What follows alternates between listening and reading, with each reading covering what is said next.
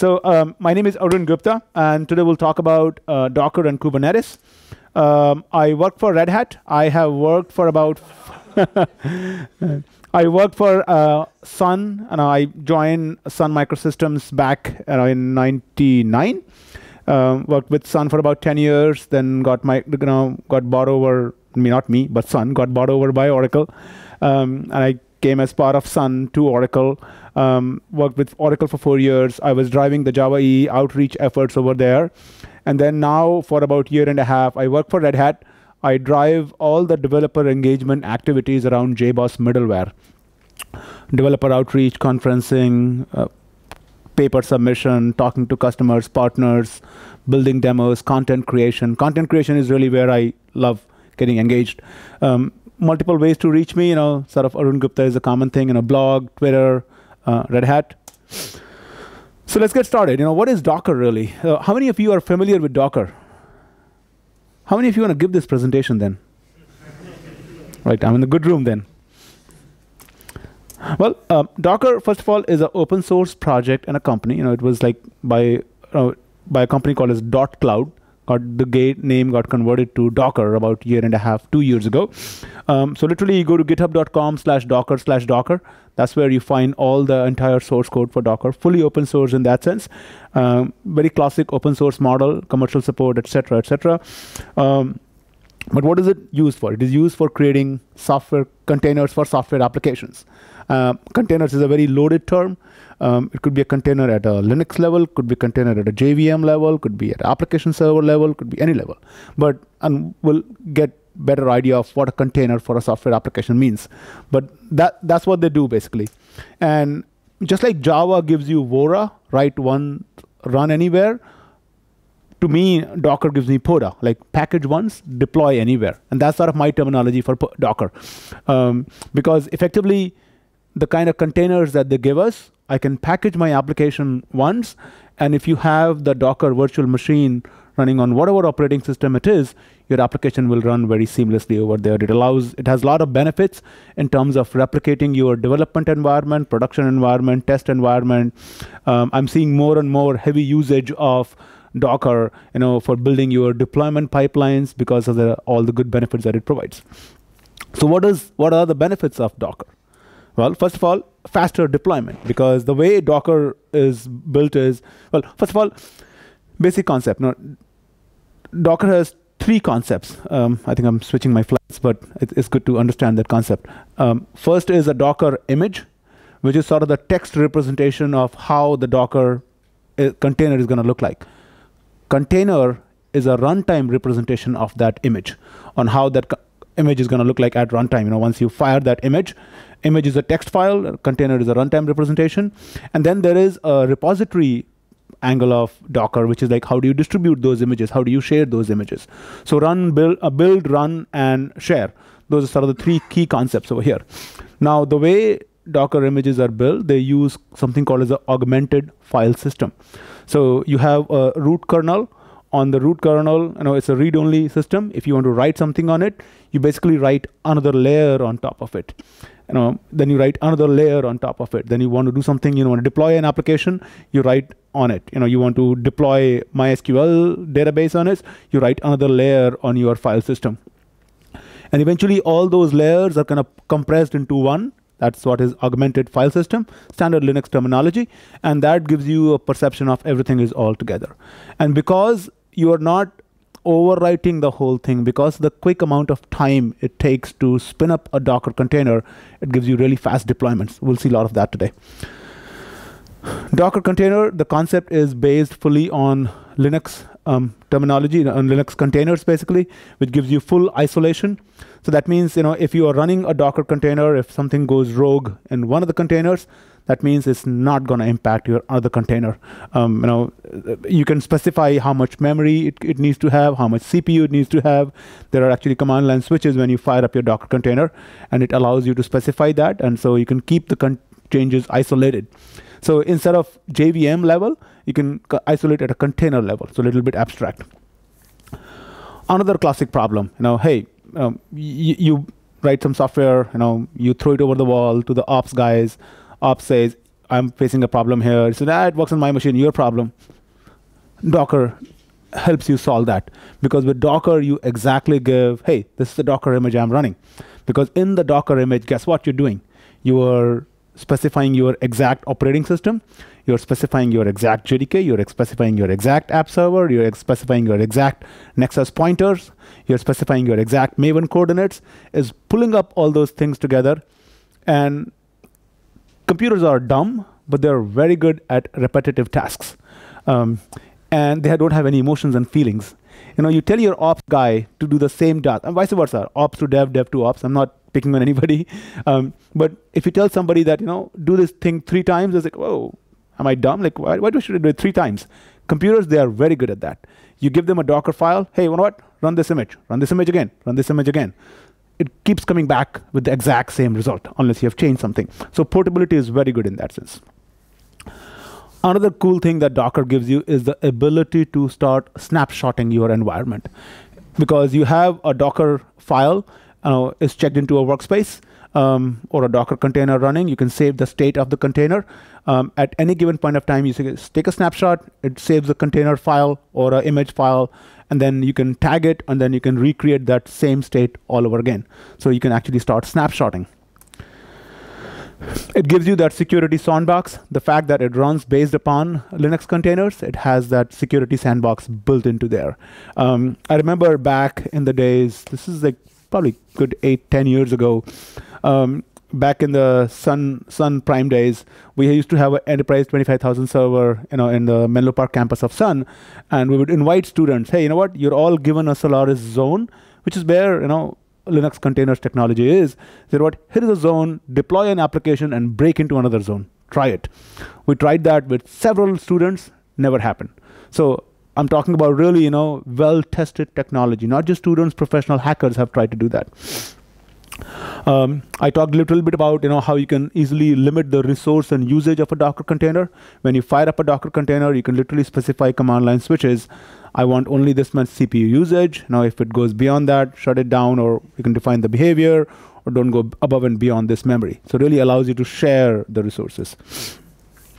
The dependency is very simplified, because you exactly list down that this is the app server I want, this is the JDK I want, and then that's all packaged in the same Docker file. And I'll show you a syntax of the Docker file in a second.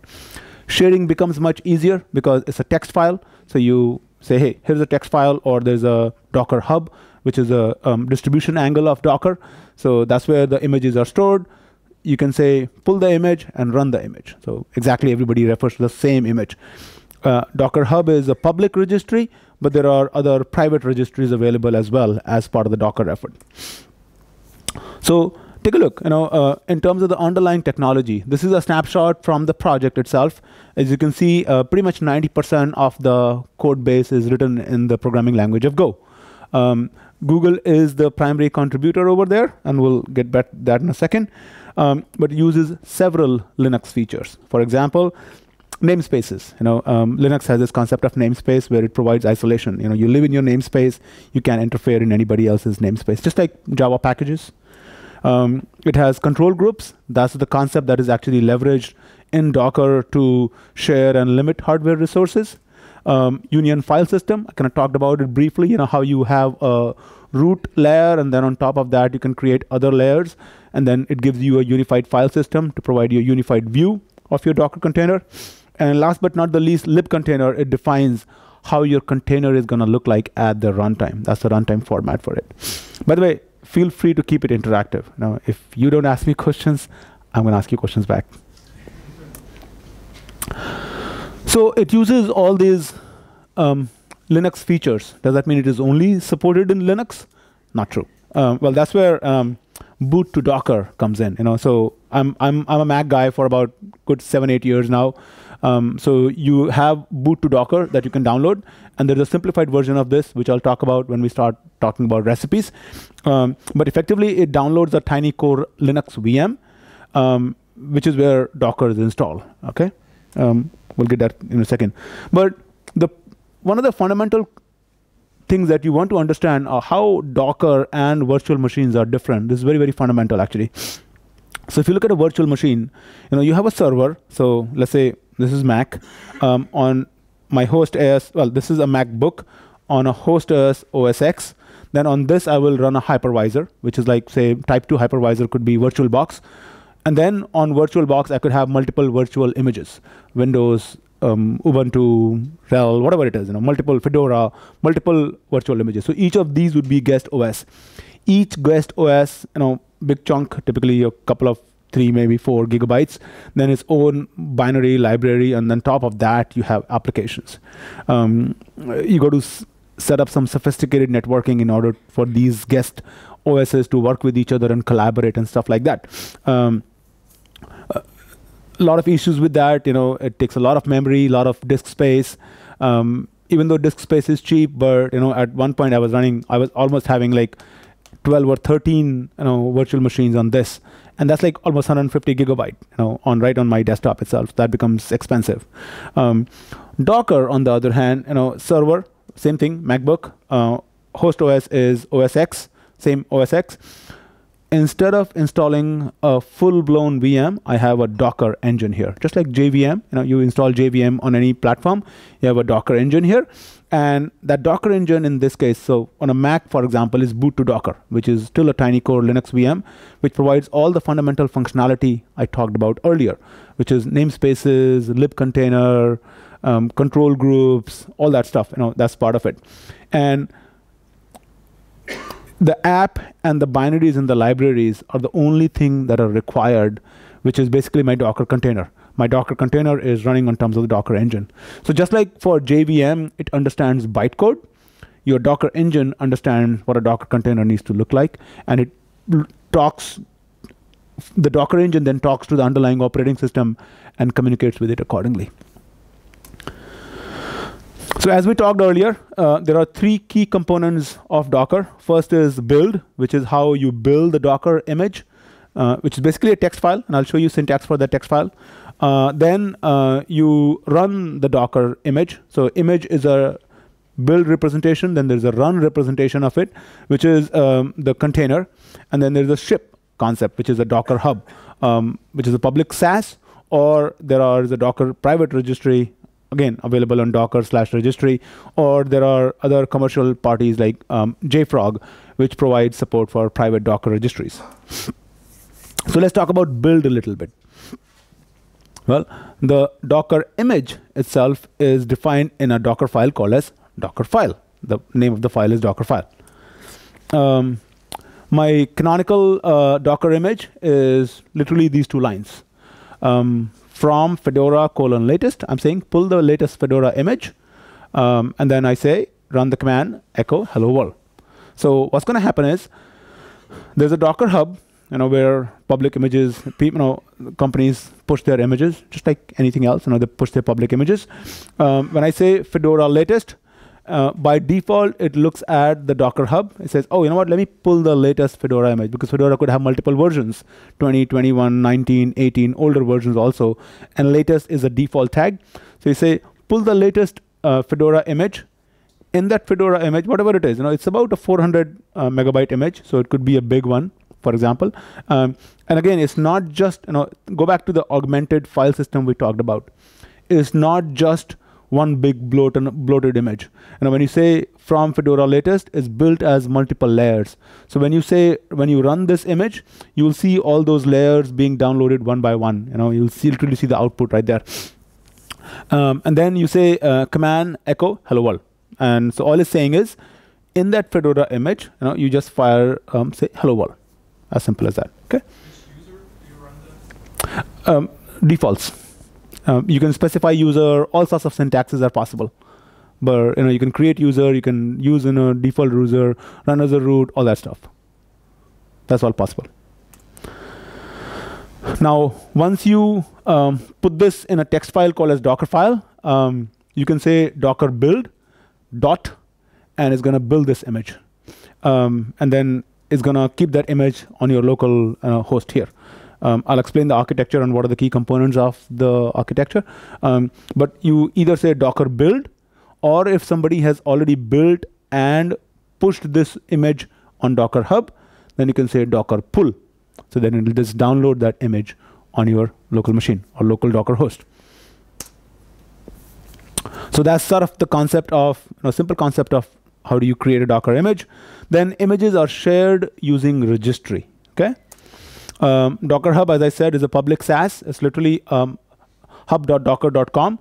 You go there and you see a whole variety of images that are published over there.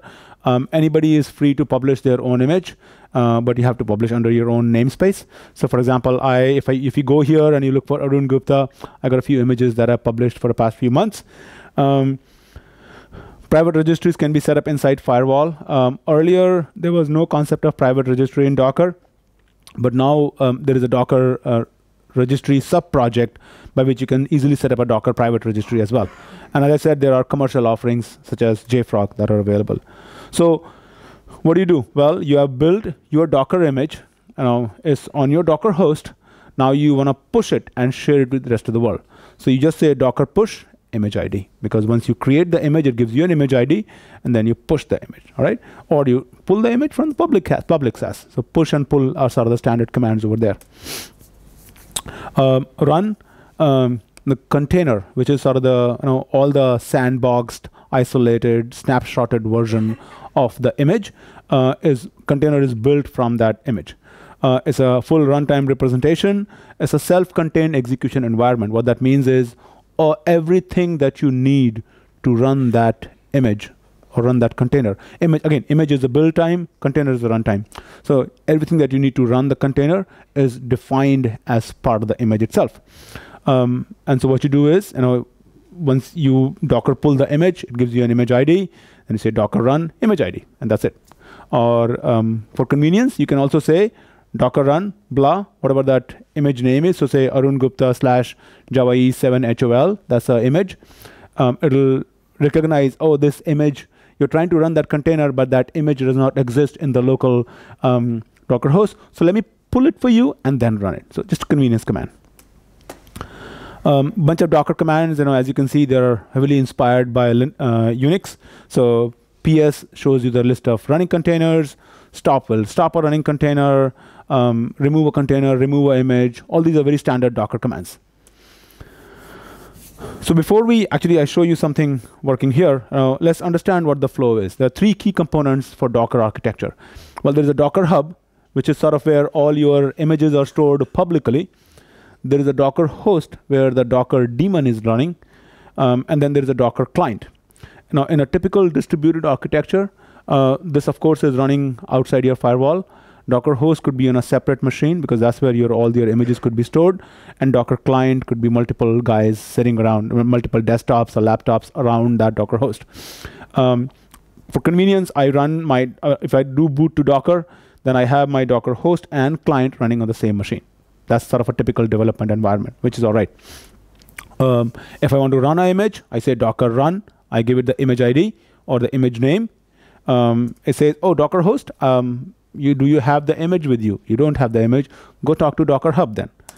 Docker Hub has a whole bunch of images. It figures out if the name is there or not. If it has, then it downloads the required image. Remember, here there are a bunch of images M. It will download the required images only up to N. And then it'll spin up a particular container, which is container whatever is required, and that's what gets you going. Okay. Now that's a very canonical example, but here is a little bit more elaborate sample on how a full-blown Docker file would look like. Now, this is one Docker file. Don't try to read the text; it's a little bit cryptic.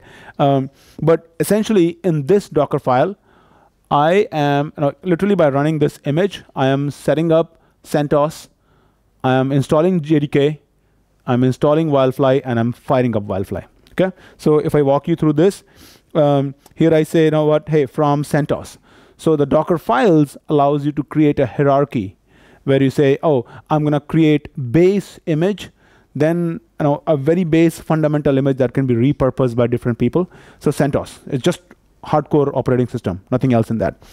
Now I'm going to derive from that, I'm going to create a CentOS JDK image, which is again a fundamental JDK image, which is CentOS plus JDK. Then I could create possibly another image, which would have maybe Wildfly, because that could be used by multiple people.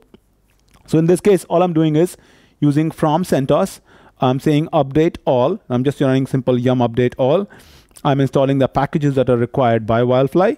Then I can do the group add, user add, so run my standard Unix commands over there. I can create my work there. There was a question earlier, in terms of which user we run it. So there's a user root, or you can define your own users as well. Here I'm switching back to the JBoss user. Then you're defining your Java. Well, here first of all I'm installing JDK, OpenJDK 7. Then I'm installing. I'm setting up my environment variables. I'm downloading the appropriate Wildfly version, and I'm exposing port 8080 and 9990. Though that's my application port and management port. So I expose those ports, and then finally I fire up. The critical part here is to look at the bottom over here. I know it's not probably readable, but effectively what I'm saying is when you fire up Wildfly, bind it to all the exposed interfaces. And this will be critical when we go look at the Docker recipes. Any questions on this Docker file so far? Does it mean that you are provisioning the box, sort of? It's not a vagrant box. So the question is, does it mean that you're provisioning the box? So effectively, this is a Docker image. And when you say Docker run, then it's going to create your CentOS container. Well, it's going to create one container. That container will have CentOS. It'll have JDK, OpenJDK. It'll have Wildfly, everything packaged in there. And then the Docker file, the Docker container can have a single entry point. The single entry point in this case being Wildfly. Okay, so it's a simplified sort of shell script. Built-in shell script. Yeah. Right. Thank you. But the advantage being, instead of documenting the shell script, you're saying, I want exactly this version. It's a little bit more crisper shell script.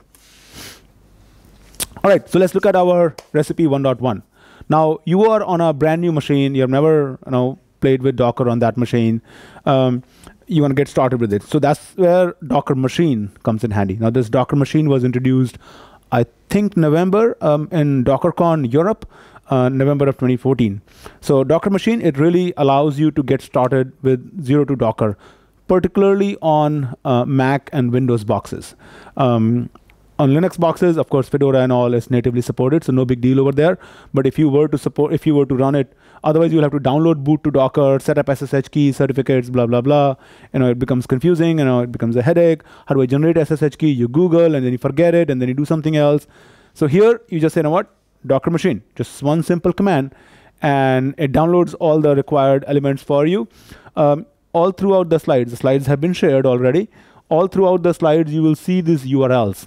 So in these URLs, it'll provide exactly how do you cook this recipe by yourself. So it basically says, oh, I want to start with Docker machine. Sure, look at recipe 1.1 and the blog URL. It gives you exactly where do you download Docker machine command from and how do you get started with it. Okay, so that's an easy way to get started with Docker on a Windows or a Linux machine. Now, my second recipe in this case is going to be, all right, cool, I got my Docker ready. Now I want to get my first Java EE application up and running. All right.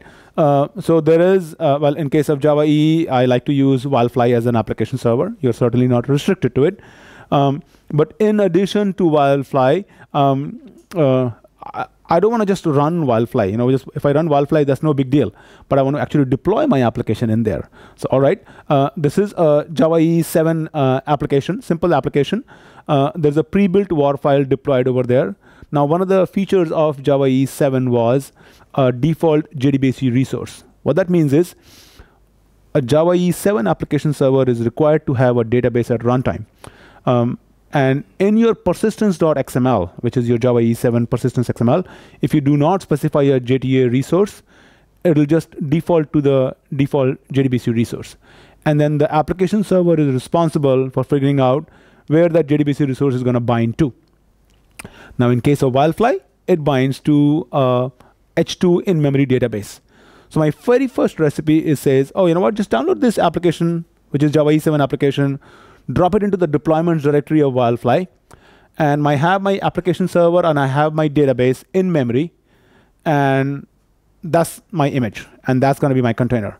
So effectively, all I'm saying here is from JBoss Wildfly, which is again a base image, which is the official Wildfly image. So you just say from JBoss Wildfly, you curl the war file and drop it into the deployments directory. That's it. So literally this itself will get you going in terms of how the file will look like. Okay. Now, once you have this image, but this is a pre-published image on my Docker account. But once you have it ready, then you run it. One of the very, very common mistakes that I've done myself several times is you say Docker run, boom, just run it by the image name. Now, a couple of issues with that. First of all, in your Docker image, even though you are saying expose 8080, 9990, you're just enabling them for exposing. But you have to do the port mapping. And that's what this P8080, 8080 is saying. It's saying, oh, by the way, that port that you exposed in your Docker image, let's map it to port 8080 so that it's visible on the local host as well. So you have to do that. Second is, by default, Docker is a single entry point, as I said. So once you fire up the Docker container, it's running. Containers, all that goodness is there, but nothing can break it unless and until you do kill -9. Not a nice way. So that's where you run Docker in an interactive mode and you assign a TTY to it. And that's what this -IT switch is telling you. So very common mistake is to run it without those two switches and then say, hey, my Docker container sucks. It doesn't work. So very common mistake that I've seen all along. But effectively, by just having this guy here and running this, you will have it ready. So let's try that.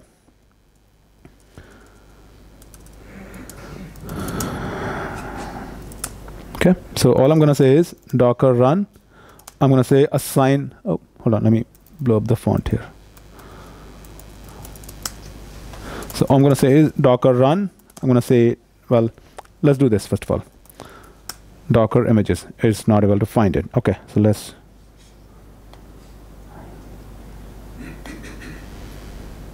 Okay.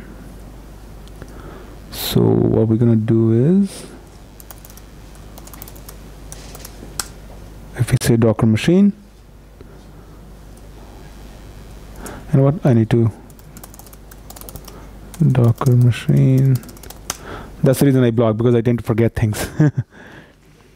Then I can go Google my instructions and I know what to do.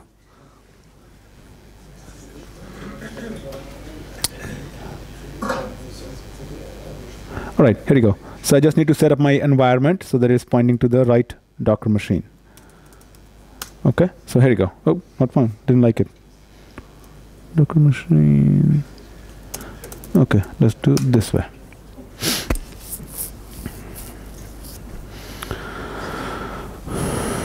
So here I'm just firing up my boot to Docker. It has already been installed.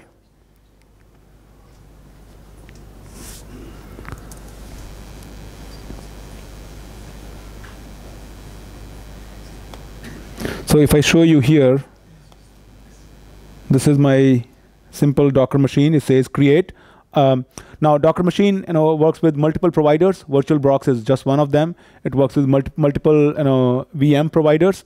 So I can do this way also. I can say here, for example, Docker machine create -- driver VirtualBox my Docker. So it's creating my VirtualBox VM on the fly. If it error creating machine. Okay, well, let's get rid of this. Let's try it again. Here you go. So well, it's going to download the boot to Docker ISO now. So that's okay. It's going to take some while, but once it creates, we will come back to this. So it's downloading boot to Docker ISO on the fly now. Wow, that's quick. Okay, so it created that. It's creating SSH keys, creating the VirtualBox VM, and it gives the error again.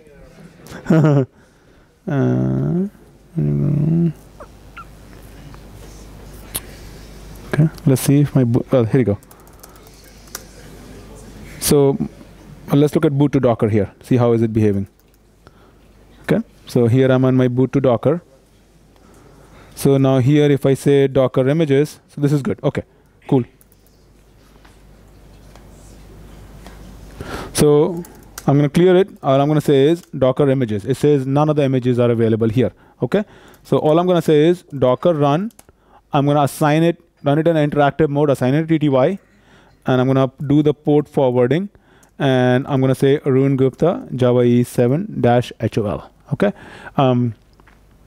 If I hit enter, it says unable to find the image locally.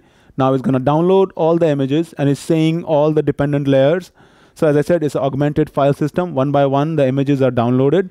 So basically it says, oh, you're saying Java E7 HOL, that relies upon, JBoss/Wildfly, that relies upon JBoss/JDK7. So all those intermediate layers are downloaded one by one for you. And once those are downloaded, it's stored in your local cache. It's just a one-time download, unless the image is updated in the meanwhile. But once it is downloaded, then it's going to fire up the container and it's going to get rolling. Questions? Okay, I will wait. Yeah. The various dependencies you mentioned, are they reusable elsewhere? No. Still only in that one image? It's in that one image. So you install JDK in that image. You install Wildfly. The question was, the dependencies are reusable across different images.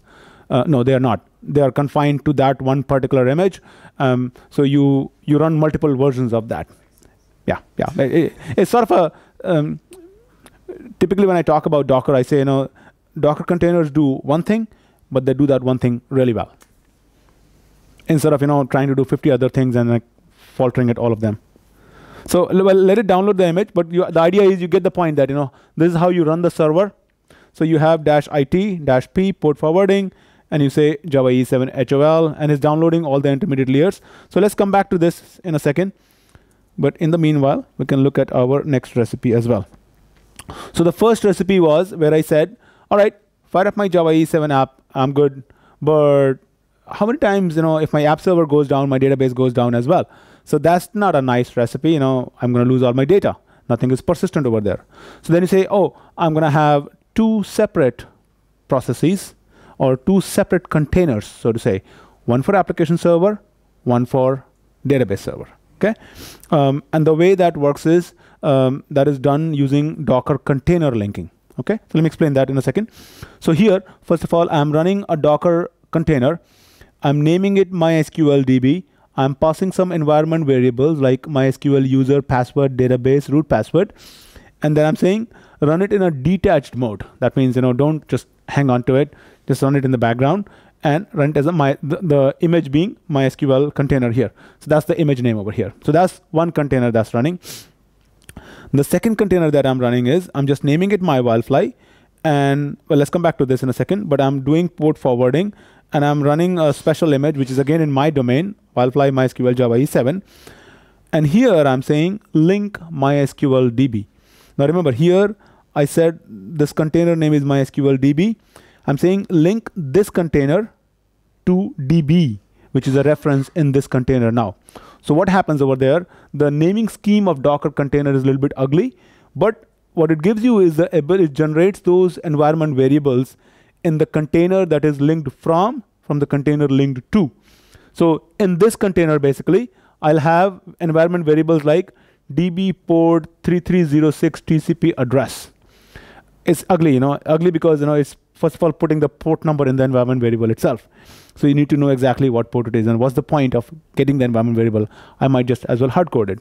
So anyway, so here you're getting this environment variable and you're getting another environment variable, which is the TCP port. On what port? The host and the port. You're getting both the host and the port of where the MySQL server is running. So just by using these two commands, you have separated your Wildfly container and MySQL container. Okay, they're still running on the same host. Okay, but you can spin up multiple instances if you want to. So let's go back to our friend here. Oh, there you go. Okay, so cool. So my Wildfly server is up and running here now. So all I need to do here is I'm going to say boot to Docker IP. So it says this is my IP address. So I copy it here. I put it here. I say 8080. First of all, make sure my Wildfly is up and running. So that's good. And then I'm going to say, oh, this is Movieplex. There you go. So my standard application, this is a standard Java E7 application. It's live. Now I can say, it's a Movieplex application. That's what we built for part of Java E7 hands-on lab. If I want to book a movie, it shows me the list of movies. it's a chat room, it's a WebSocket enabled chat room, it's connected with the WebSocket endpoint as well. It shows me movies, I can delete them, rename them. The point being, it's a fully functional app. In this case, I'm pulling it from a GitHub repo. You can configure whatever, pull it from Maven, Nexus, whatever you care about. You can pull it from wherever it is. But the idea is to show you what's possible in terms of the recipe itself. Just that one command, git docker run image name, boom, it brings down all the things. And the point being, shell scripts, yes, but the key part here is every time you run it, it's going to be exactly same version, unless and until somebody changes the image. And even if somebody changes the image, you can refer back to that exact snapshot of the image to be absolutely precise that anytime and every time I do this, it's fully reproducible environment.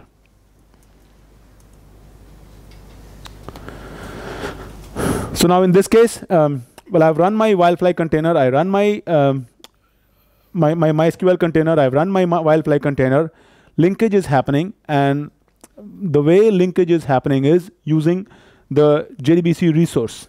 Because in the previous case, I was relying upon the default JDBC resource, which was linking to the H2 memory database, in-memory database. In this case, I'm explicitly creating a JDBC resource by specifying the host and the port to wherever the container is running. So no matter, it's MySQL, but I'm just creating a standard JDBC resource. This is a command, which is a Wildfly specific command, but any app server would be able to understand a similar command. And by the way, again, the tip at the bottom and the blog at the bottom explains exactly how to accomplish this recipe. Fig is a orchestration tool. A sort of an older recipe is being replaced, sort of being semi-actively maintained now. But in this recipe, effectively I have to write a shell script. Fire this, and do this, and all that stuff. So there's still, some scripting involved in this, and that's where Fig comes in handy. I'm still doing same host, application server and database on the same host, but instead I'm putting all of the configuration, all the containers that I want to run in one configuration file. It's a YAML based file. So effectively I'm saying MySQL DB container, my Wildfly container, and I specify the images that need to be used, and then I specify the link. Everything that it was doing in the command, I just put that in a YAML file, and then I say fig up, run in a detached mode. Fig automatically goes and figures out, oh, what containers need to be run, what containers need to be linked. I still have to create the JDBC resource. And that's the reason I'm saying use this image, say Wildfly MySQL Java E7. So if I show you here,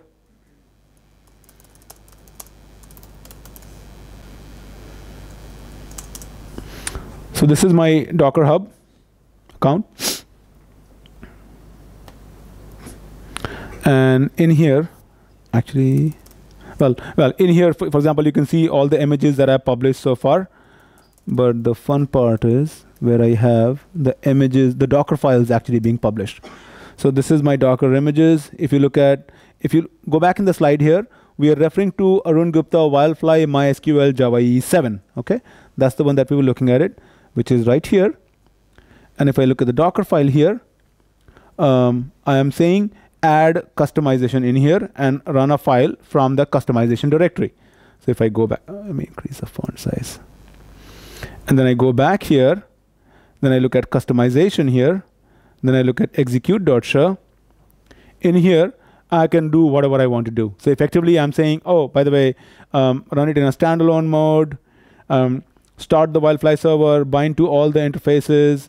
I'm just spitting out some ports and addresses over there. Here is exactly where I'm adding MySQL JDBC driver as a JBoss module, and then I'm adding the data source as well. So depending upon how your image is being published, it can execute the commands accordingly and customize your JDBC or your Wildfly instance to exactly the way you want it. And finally, I deploy the WAR file, and that's it. So that's the reason I'm using a custom image. But even this image, if you look at it, if I go back here, I look at Docker file, it's again coming from JBoss Wildfly latest. So a very, very common thought process in Docker is how you build fundamentally useful base images and then inherit from them or derive from them to create more useful images.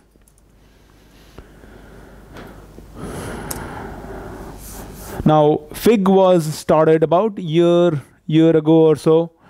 Since then, again, Docker Compose has been announced. This was again done in November of last year. So the very first version was released, I believe, March, right? Yeah, so this was released late February or so timeframe. So they basically took the exact same syntax for Fig, and they said, hey, we're going to take the code base, and I'm going to call this Docker Compose. So effectively, you can take the exact same file. So even if you don't rename the file, it understands fig.yaml, and you say Docker Compose up -d. So commands are even exactly same. But the idea is, it takes a text file where your containers are defined or your images are defined, and then it fires up the containers accordingly. All right, so far the recipes have been one host, multiple containers on it. But then again, the single point of failure is that host. So then we start splitting up. Okay, I want two hosts. On two hosts, on one host, I want to have an application server. Another host, I want to run a database server. That allows me to scale my application server and database tier independently. So a little bit trick required here. So once again, I'm running MySQL DB, using MySQL container. When I'm adding my data source in this case, I'm explicitly specifying MySQL host and port. So in my execute.sh, where I was doing in the customization directory, where I was adding the JDBC resource, I specify MySQL host and port. And then when I'm running my container, I explicitly specify what is the host IP and the host port. So effectively, you run this on a particular Docker host. Just the way I said boot to Docker IP, you get the IP address of that, and then you script it in here. When you run this container, you pass the IP address as another environment variable. Whatever the MySQL host and port is, that goes as part of your JDBC resource. So now your application server and database server are running on two separate hosts. And that's your connection point. All right, so recipe 1.7, recipe 1.7, which I haven't played around with yet, is called as Docker Swarm. Docker Machine, Docker Compose, and Docker Swarm are the three tools that were introduced at DockerCon last year in November. Effectively, Docker Swarm is what allows you to create a cluster of Docker containers very easily. It's in a very early release. When I tried it, it was a little buggy. There were issues with it, and maybe I wasn't too patient. So I gave up. I'm hoping for a little bit more mature and more stable release. Then I'll play around with it, tinker with it. But effectively, that's what it gives you. So there you can start saying, oh, it's running on so-and-so host. You will hopefully be able to specify in a configuration file how many instances of application server you want, how many instances of a database server you want, and it'll automatically scale for you. Again, I don't have too much details on Docker Swarm yet. I'm hoping to play with it soon.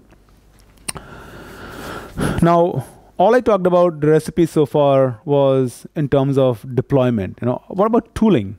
So that's where I looked at JBoss tools. So for example, if you're using Eclipse and you're using JBoss tools to deploy to Wildfly, Eclipse, the JBoss tools has a native Wildfly adapter where you can say, oh, take this Java EE application, run on server, the server being Wildfly. So there you can do that. Now, there are a couple of recipes if you want to deploy it to a Docker container. The first one is the Docker has this concept of a shared volume or a mounted volume. You can say, when you're running a container, take a directory on my local drive or my local laptop and mount it as a directory in the Docker container. So for example, here what I'm doing is, I know, for example, OPT JBoss Wildfly standalone deployments. And again, this is a one-way directory. This is like, hold on, let me explain this. So here, for example, you say OPT JBoss Wildfly standalone deployments. Once you have this directory, this directory is already created for you in the container. You are taking a directory which is in your local file system, user Arun Gupta temp deployments, and you're saying, whatever I copy in this directory is automatically going to be mapped over here. And you make it a read-write. You give it a read-write permissions. So effectively, anything that you drop into a local directory will automatically be available in the Docker container on this directory. And this directory, if you recall, is where exactly Wildfly is looking for deployments. So you can configure your JBoss tools very easily to deploy a file to a directory. I think I forgot to mention the blog URL here. This has already been talked about. So literally what you're doing is you're saying Docker run, mount a volume, JBoss Wildfly, and then you are configuring your JBoss tools to deploy to that particular directory. The other option is where you can say, oh, I don't want to do that, mounting volumes. Then you can actually configure using the remote management API. So Wildfly has a remote management API, which is a standard way, the deployment is done. So then you can start exposing and your ports, and then you can configure your JBoss tools. Again, there are some elaborate steps required over there, but it's definitely possible. We have played around with it. So you can actually deploy either using local deployment or remote deployment. So this is, for example, preferred environment if JBoss tools and all the deployment is happening here locally, but this is required, let's say if your container is running on a remote machine, then you should be able to connect to it and then do it accordingly. Last but not the least recipe for Docker itself is, right, cool. I got my deployment done, I got my development done, I got my, how do I test it? Now, if I'm doing a Java EE application, how many of you use Arquillian for Java EE testing? How many of you know of Arquillian? Oh, okay, cool. Okay, I was like, whoa. Well, Arquillian is a container agnostic tool for running your Java EE for testing your Java EE applications. So Arquillian has created an extension which allows you to control the lifecycle of Docker image as part of the test cycle itself. So you can basically what it does is, Docker has a REST API. It uses that REST API to talk to the Docker host for the container starting, stopping, etc. And then within the container, for example, if it's running Wildfly, then it uses the Wildfly adapter to talk to the container, to talk to the app server running within the container. So Java EE7 samples is a repository with about 200 plus samples / tests. We have converted that repository so that each of the Java EE7 sample can be run using Arquillian Cube. It kind of shows you exactly how you run it. So this is, so basically it covers you the full range of development, deployment, and testing recipes using Docker. Questions? Well, let me ask you, what do you see the pros and cons of Docker? Anybody using Docker in production today? All right, what are the pros and cons do you see? I don't mean to put you on spot, but do you want to share your Docker experience?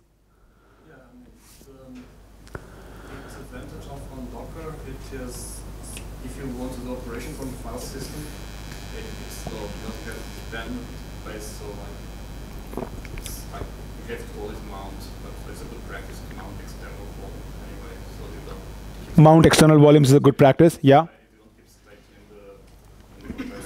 Right. Yeah, that's a very recommended practice to don't keep state in the container, but instead mount a volume and make sure state is stored over there. For example, database or whatever it is. Yeah.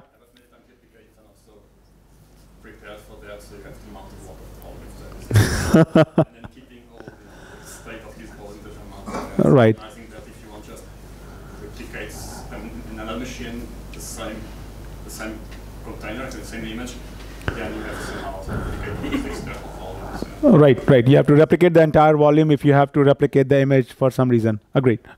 Well, Docker does not solve your team issues. It gives you a mechanism by which you can solve them, but you still have to apply those mechanisms. Thank you very much. Those are two wonderful points. So, anybody else want to share their experience? Yeah.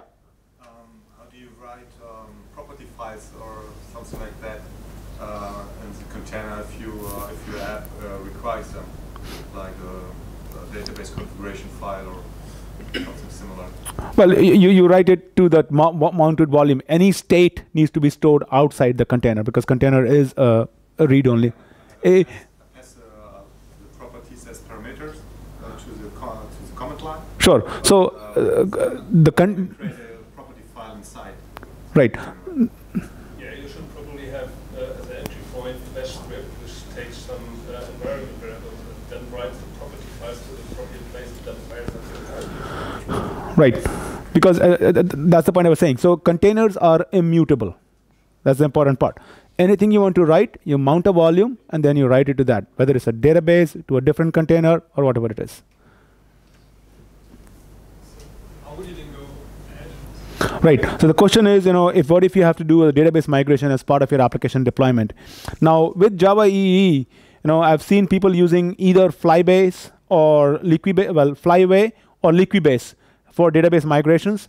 One of the things that has been on my plate is to play around how would Flyway, for example, fit in with Docker particularly. Now, I know Docker Swarm and Kubernetes, they both have this concept of rolling deployments by which you can say, oh, I'm deploying a new version of the application, so make sure this version stays up, and then you start, kind of fading out, and fading in your new and old servers. I haven't played with that particular configuration though, but that is entirely possible in Kubernetes today. So you're saying if I wanted a Docker container that contains a database which has some predefined values for my testing environment, I should put the database on a file volume and mount it, or I can't put it into the image, into the Docker container? Can't have it pre-installed, just boot up? No, you can, well, the key part being, a Docker container. See, the Docker container itself is immutable. You cannot write into the container. So you could fire up your MySQL process in there, but then the volume has to be mounted outside, because the moment the container goes out, all the data is lost. I do want that, because I want to repeat my test with the same database content. That's where you have the shared volume concept. That's where you have the mounted volume concept. So you have to mount the volume into the container, and then you fire up your MySQL and you say, okay, load that test database from that mounted volume into it. One more, yeah. The con is, of course, that it adds complexity to your workflow, and you have to handle a lot of dependencies. Yeah. It adds a lot of complexity to the workflow. You have to set up a layer on top of Docker, which container, where to run, and how to run, and all those things. Excellent. That's exactly what I'm talking about now. So in terms of pros, it gives you extreme application portability, which is good because all the dependencies are well defined. It gives you that workflow by which derivatives can be easily created. You create those fundamental useful base images, and then you define other derivatives from that. Very fast boot on containers. Once the image is downloaded, you can just spin it like that. So if I go here, for example, so now if I shut it down, my container is down, and I want to run it again, that's it. It just fires up the container right away. Whatever time it takes is for the Wildfly server. Imagine doing that on a VirtualBox instance. Imagine doing that on a VM. It's going to take you start it up. Oh, VM is starting. I'm going to go out and take a break. This is so I think you understand and appreciate the difference between a Docker container and a VM with just this one example. And this is a little bit more elaborate example because JDK, blah, blah, blah, the whole thing is getting installed over here. If you just see the simple echo hello world, it's a lot more prominent. But that's a canonical example, not a very real world. So this is a little bit more close to what you would see. So we saw the pros. In terms of the cons, Docker is a very host-centric solution. There is a concept of a Docker container linking, but that's only on the same host. You can't do Docker container linking across hosts. There is no higher level provisioning. It adds that complexity. You have to build that workflow on top of it. Which container? I want to spin up the container. Do I want to manage the state of the container? What if the container goes down? Do I bounce it and start it all over again? Do I build my monitoring infrastructure on top of that?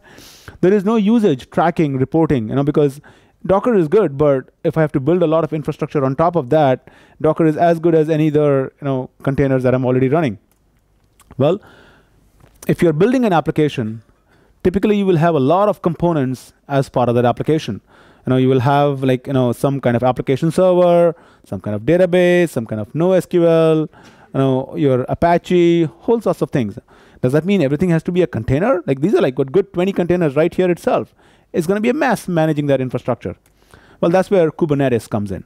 Kubernetes is a new project, not so new anymore, by Google. And it basically is an open source orchestration system for Docker containers. The most fundamental and the important part of Kubernetes is where you define declaratives for the desired state. So for example, you say, hey, Kubernetes, I want 2 servers to be up. Not more, not less. So Kubernetes makes sure 2 servers are up. If a server goes down, it brings it back up. If an additional server is spin up, it kills that server. How many of you have written scripts like that, doing it yourself? I can see a lot of smiles. And that's exactly what Kubernetes does. It has this concept of self-healing, where it automatically figures out, oh, server has gone down, let me fire it up by myself. It has this concept of auto-restarting. Oh, server is down, so let me restart it. It can schedule across multiple hosts. It has this concept of replication, where you can start replicating, you define the number of replicas that you want of a server, and it'll make sure that that many containers are up and live for you. So some really cool concepts here. As I said, Kubernetes is a Google project. But if you see the list of committers, this is about a month old. But Clayton and Derek, those are two Red Hatters. So Red Hat is one of the biggest contributors to Kubernetes after Google in that sense. This is a little bit of a dense concept. Okay, so strap your seatbelts. Pods, the very first concept of Kubernetes, is a collocated group of Docker containers that could live. That should basically share an IP and a storage volume. It could live on a same host or multiple hosts. How it does it? Kubernetes manages it. Now, each pod is ephemeral. You can't rely upon the IP address of the container and anything of that sort. No. So that's where you say, oh, by the way, I want 3 containers to run, but I want it to be front-ended by a service. So service, again, is a terminology. It's a very ugly word. I hate that word because it's such an overloaded word. But effectively, it's a load balancer in terms of your multiple pods that might be running in the background. Okay. Then there is a concept of a replication controller. Oh, by the way, I want 3 pod replicas to run, and I want that to be front-ended by a service. Okay. These are different concepts. Just each of these guys, the pods, the service, the replication controller, they all talk to each other using labels. So purely using labels.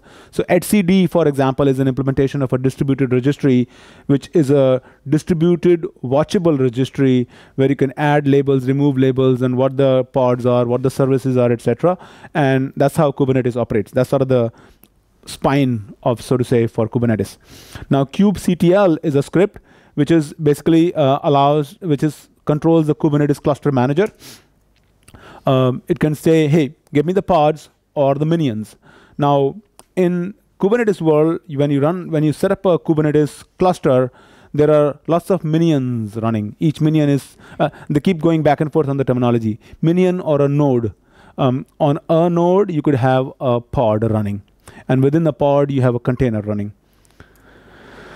So it has it's a very REST API. So you can say create, update, delete. You can resize replicas on the demand, like on the fly. No hard booting required. It just automatically replicates it.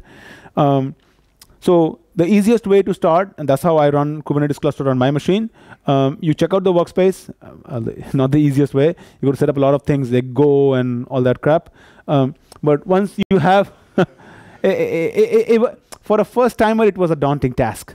My blog itself is about 4 pages long on how to get started with Kubernetes. If you have set up the environment, then yes, it's much easier. But the first time setup is like, where do I get the Go from, and how do I install this, all that stuff. Anyway, so for example, Vagrant. You have to install Vagrant. How do I install Vagrant, and where do I get started with it? So anyway, so you go to check out the Kubernetes workspace, and then you say, I want to set up the cluster. And Kubernetes, again, works with multiple virtual providers, like VM providers. It uses Vagrant as a default provider, which then uses VirtualBox as a provider. So once you say, set up the Vagrant as a Kubernetes provider, it fires up the machines. These two are my already running VMs over there. But it basically fires up one master, which is one master, and one minion. So one master, one minion. So on my Mac OS X, I have a Kubernetes cluster running, which is a Vagrant box, within which I have a master node and a minion node. Now, typically, these would be scattered across multiple machines. So my recipe 2.1 in that case is, the biggest advantage that I see here is, in one file, I can say, hey, by the way, here is the pod, or here is the, in this case, don't worry about too much details. So here is the image that I want. Here is the host port and the container that I want to expose. So you specify that one file, and then you give that to kubectl. Say, hey, kubectl, take this, create a pod, and it'll do that. Now, this is a tiny file, and it's just one pod, one Docker, one in process database. But where it gets interesting is, yeah, okay. Well, service, as I said, it allows you to abstract a set of pod together. Remember, as I said, pod is an ephemeral IP. You cannot rely upon a pod IP address because guess what? It's running across multiple hosts. Kubernetes gives it freedom that if a pod dies on a particular host, it can restart it on a different host. It needs to be addressable by an IP, but it's not an IP that you can rely upon. So that's where you say, oh, I'm going to set up a service in front of it, which has a IP address that can be used within Kubernetes cluster at least. So if you have you want to set up multiple Wildfly pods or multiple MySQL pods, you will have a web service and a database service, and then they can talk to each other. And that's what this service is leading to. So effectively, it's like Docker links, but across multiple hosts, because that's one of the fundamental functionalities of Kubernetes itself. So my recipe 2.2 in that case, again, one big configuration file where you specify all the details. On one minion, I'm running here, I'm running a Kubernetes cluster here, and I'm running with a single minion, but I could very well configure that for multiple minions. But effectively on that minion, I have a pod where I'm running Wildfly Docker container and MySQL Docker container. And because this is a ephemeral IP, I cannot use the IP address as I was doing in Docker container directly in the JDBC resource. So I create a MySQL service here. I create a MySQL service, which is an IP address that can be then used by the Wildfly container. I use that IP container, and that is done. I don't need to do any magic for that. If you look here I'm saying MySQL latest image, and I'm tagging it with a label over here, which is MySQL. That's the same label I'm saying, oh, by the way, use it for selecting that image as well. So you tag it over here, and you leverage it in the other container.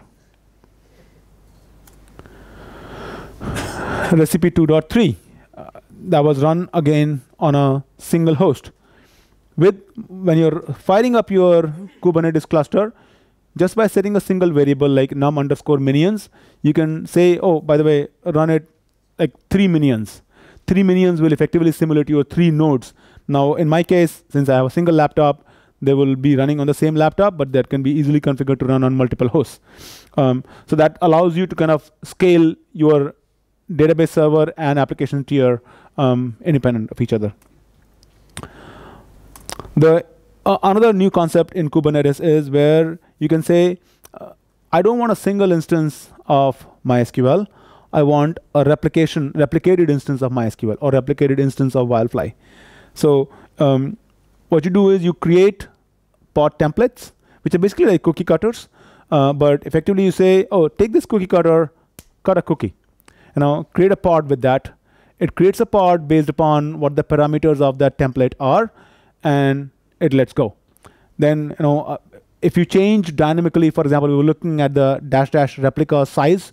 We were changing the number of replicas that could be changed on the fly, say from 3 to 4. Then it again applies the same cookie cutter recipe and create a new pod for you.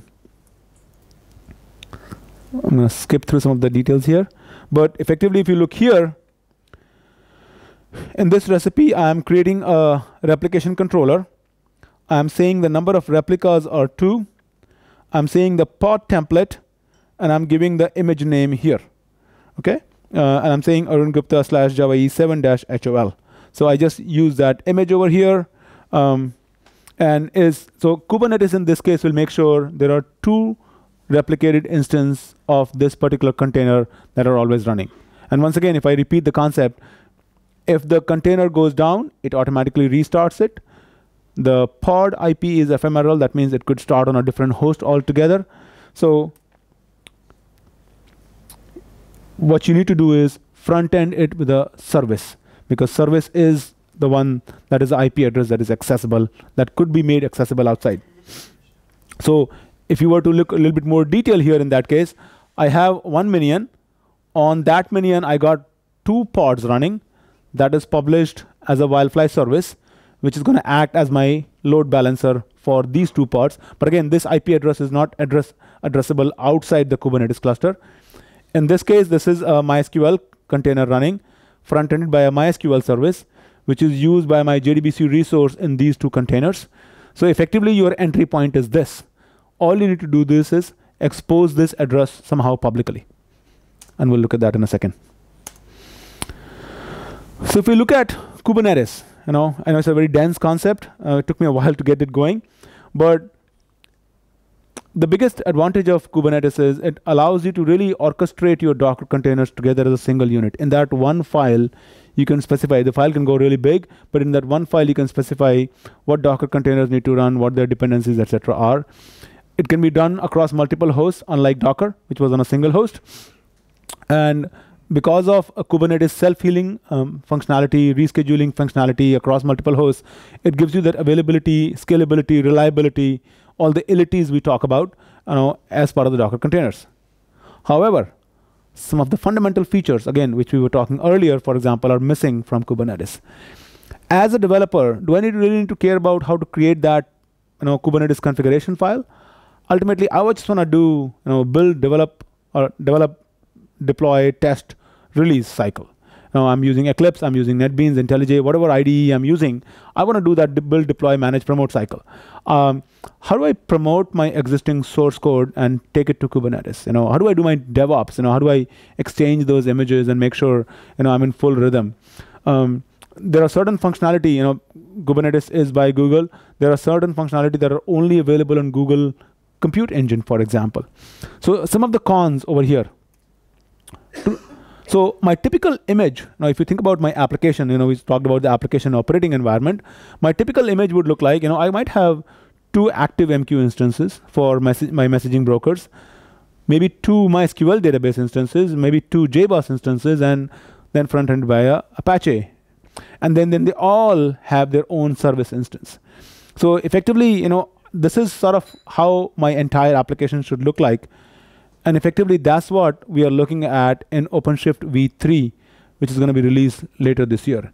So OpenShift v3, which is Red Hat's open source operating public PaaS or PaaS environment, is going to provide a full DevOps environment, full application lifecycle environment around built using Docker and Kubernetes.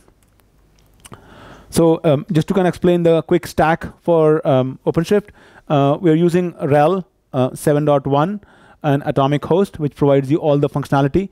This particular operating system is designed for containers ground up.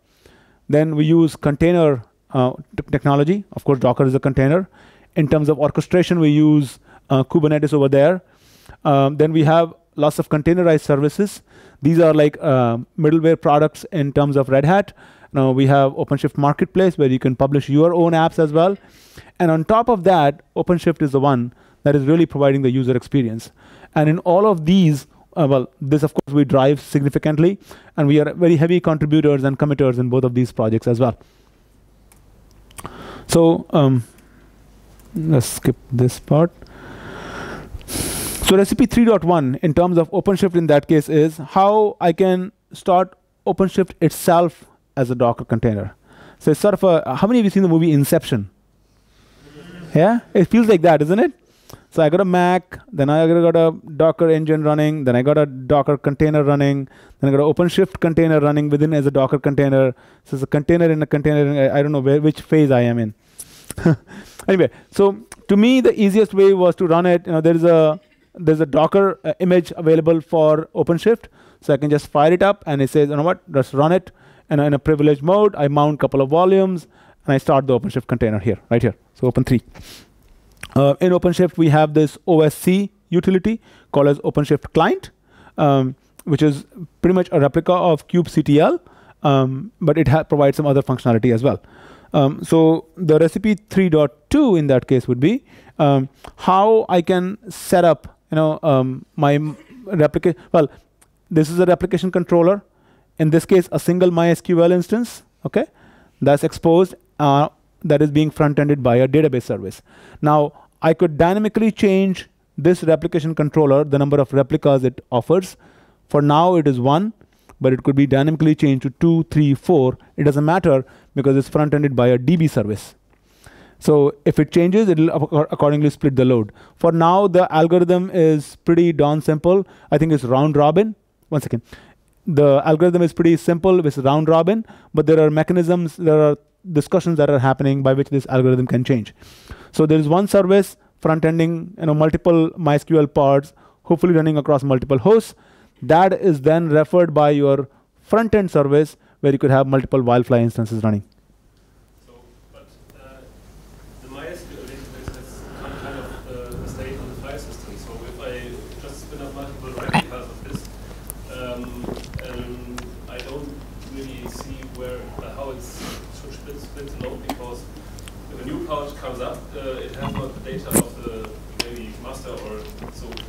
Are there already Docker images that kind of support this Kubernetes, like dynamically spinning up multiple instances and doing some kind of data-based replication between them? Because otherwise, it would be kind of useless in a Docker environment to have multiple MySQL instances running. Actually work for a startup that's come out of Austria. We have a version of this that's including just that for Docker.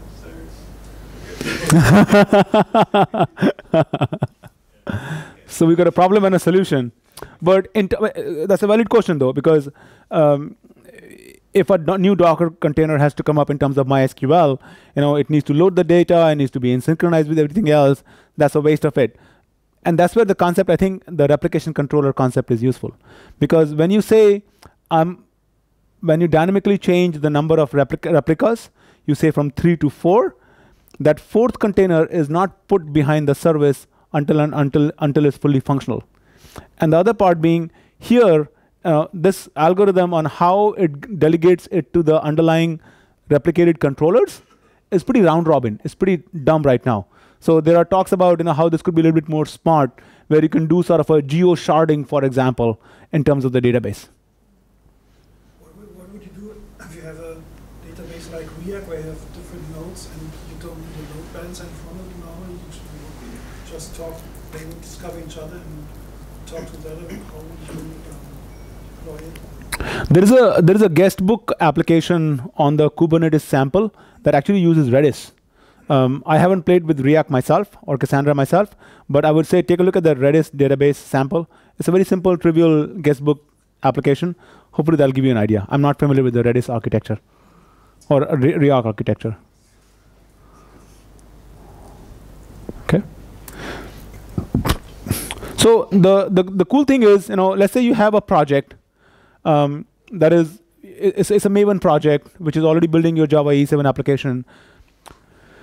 OpenShift provide tools which we call as STI or source to image, which says, oh, take this Maven project and convert this into a configuration file that could be fed to an OpenShift cluster, which is basically running on Kubernetes. So it generates a cluster configuration file for you, encapsulating all the relevant details for you. And with those STI tools, it will generate that image and it will run it as a Docker/Kubernetes combination on OpenShift v3 for you. My blog actually has more details on how easily you can create a Kubernetes cluster on OpenShift v3, how you can run a simple Java E7 sample on it. So the same Java E7 hands-on lab, there are instructions on how to run that on v3 as well. I think this we talked about already, on JBoss tools. So in terms of summary, what we're talking about really is Docker really gives you the container runtime and image distribution. How you can define a Docker container, as a build time, and the runtime is basically the container itself, and the image distribution capabilities in terms of Docker Hub. In Kubernetes, you can use a layer above Docker for that orchestration system, that which Docker container to come up, and how many replicated controllers, how many services, how do they interact with each other. And then finally, OpenShift kind of builds like a DevOps, a full application lifecycle on top of Kubernetes for you, where you can manage tens of thousands of applications with teams and workflow. Because the JBoss tools integration that we are looking at over there is solely from the application flow perspective, independent of the fact that, hey, Docker and Kubernetes are used in the underlying implementation part of it. So we don't want to interfere that with the application flow or the developer flow in that sense. I think that's about it. Got lots of blogs on containers. Questions? Any more questions? How would you run one-time jobs in the Kubernetes environment? Is there a way to say, yeah, I want to run this container, and if it terminates, it shouldn't be restarted or something like this because it has done its job? Or how would you do this? I would say that you would probably define that as part of your Docker image itself. Yeah, but still, if the image is run, so if I have a Docker image that does a one-time job. So Right. No, I understand. So for example, again, I'm thinking out loud. So for example, you could have a Java class that is accomplishing a particular task. Let's say, writing 10,000 records.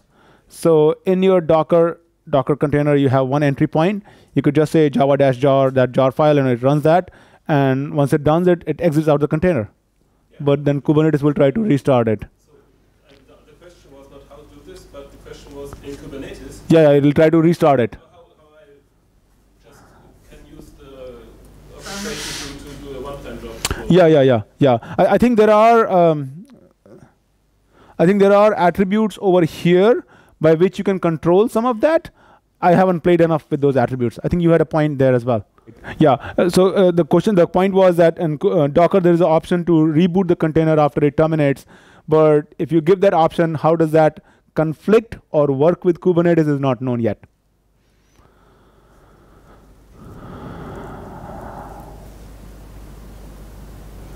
That was too dense, huh? Okay. Let me end on a fun note, as Johannes was saying. So this is the nonprofit that I run in the US, DevOps for Kids. Our goal is to, as I said, I think the fundamental education is pretty much broken all around the world. You talk to these teachers and they want to stay away from the technology in the Bay Area. I'm not talking about anywhere else, but in the Bay Area itself, like, oh, no, there's too much work. So what we are doing is I founded this nonprofit in the US. We have several chapters all over the US. In the US, this is the San Francisco Bay Area chapter. And if you see here, in about year and a half now, we started this in December of 2013. In about year and a half, we have about 1,200 plus members. We have done about close to 40 meetups. And we have pretty much 2 to 3 meetups every month. Our meetups sell out very fast. We charge $15 for the workshop. And the comments that we have gotten from the parents is, these workshops are not available outside for like even $500. We are a nonprofit, 501c3. That means the donations are tax exempted. So it's purely fueled out of our passion for teaching kids the technology. Maybe we are selfish. I want to recruit those kids to work for me one day. But the fun part here is when you go here and you look at the photographs, we have images from all different events. So, for example, this is a workshop that we recently completed in a local public school where we did an 8-week of Minecraft modding course. So if I go here, for example,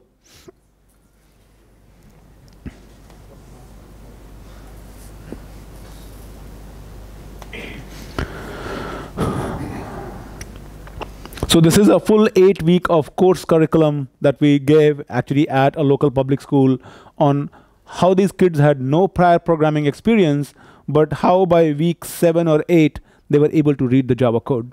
One of the typical questions I get asked all the time is Java difficult as the kids' first programming language? Well, you don't have to introduce them to a ceremony around Java. You don't have to teach them hello world. Just because the way we learned it? No, it's not true. The way these days kids are learning, like my son is in 1st grade, he has this game called as Big Brains. And the way they are teaching them mathematics is, Yeah, just go around that hill, just kill that guy, and if you answer it 7 minus 6 equals 1, yeah, you get 2 points.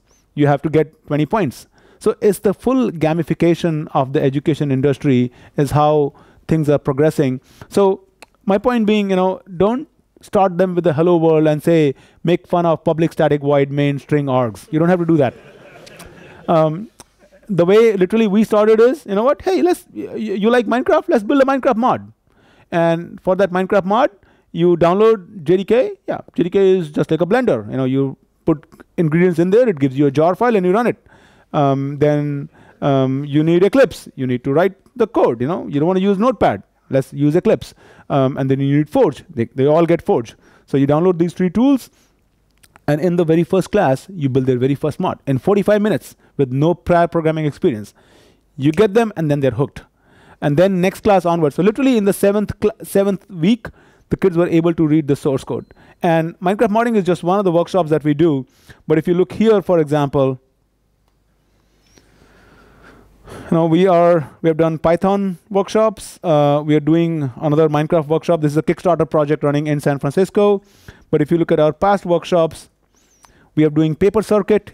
This lady comes with, Lindsay Balfour. She comes with papers and she teaches kids how to create circuits. We have done Swift programming workshop, Now Robot, CoffeeScript. Again, building your first iOS app, sensors, Google Coder, a whole variety of workshops that we are doing, all over the Bay Area.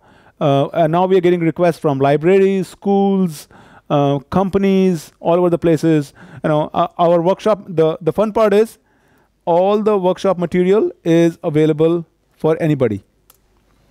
You can go to literally github.com/dvox4kids. All the workshop material is available out there, fully open source. So you can play around with it, run with it. The Minecraft one particularly gets very strongly hit, which is basically a bit.ly URL. So bit.ly/d4k-minecraft.